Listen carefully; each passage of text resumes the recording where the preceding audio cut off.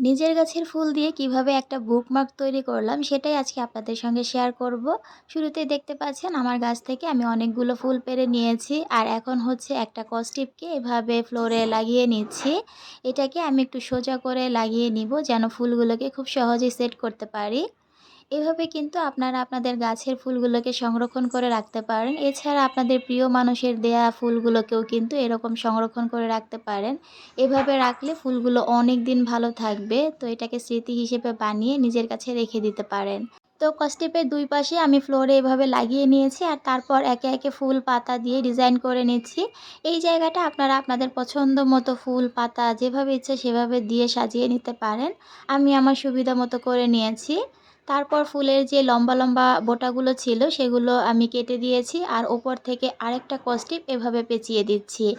এতেই কিন্তু হয়ে গেল খুব সুন্দর একটা বুকমার্ক। এটাকে এখন সাইড দিয়ে কেটে একটু নিজের পছন্দ মতো সুন্দর শেপ করে নিলেই হয়ে যাবে।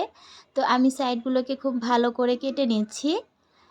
এখন একটা পাশে এরকম একটু ফুটো করে দিলাম যেন এখানে আমি খুব সুন্দরভাবে একটা টার্সেল সেট করতে পারি। এই টার্সেলটা আমার বানানো ছিল আগের, তো সেটাই আমি এখানে লাগিয়ে দিচ্ছি। আর এটা লাগানোর পরেই কিন্তু মূলত এই বুকমার্কটা একদমই রেডি। দেখতেই পাচ্ছেন কতটা কিউট লাগছে। আপনাদের কাছে আইডিয়াটা কেমন লেগেছে অবশ্যই কমেন্ট করে জানাতে ভুলবেন না। আর আপনারাও এরকম সুন্দর সুন্দর বুকমার্ক তৈরি করে নিতে পারেন। চাইলে নিজের কাছে রাখতে পারেন, এছাড়া প্রিয়জনকে উপহার দিতে পারেন। আইডিয়াটা ভালো লাগলে প্লিজ ভিডিওতে একটা লাইক দিয়ে দিবেন, সেই সঙ্গে আপনাদের প্রিয়জনদের সাথে এই ভিডিওটা শেয়ার করতে পারেন। যারা বই পড়তে পছন্দ করেন তাদের তো বুকমার্কটা অনেক বেশি দরকার হয়। এই যে আমি একটা ডায়েরিতে এই বুকমার্কটা রেখে আপনাদেরকে দেখাচ্ছি যে এটা ইউজ করতে কতটা ইজি। এভাবে জাস্ট দরকারি পেজটাতে রেখে দিলেই কিন্তু হয়ে যায়, পরবর্তীতে খুঁজে পেতে অনেক সুবিধা হয়।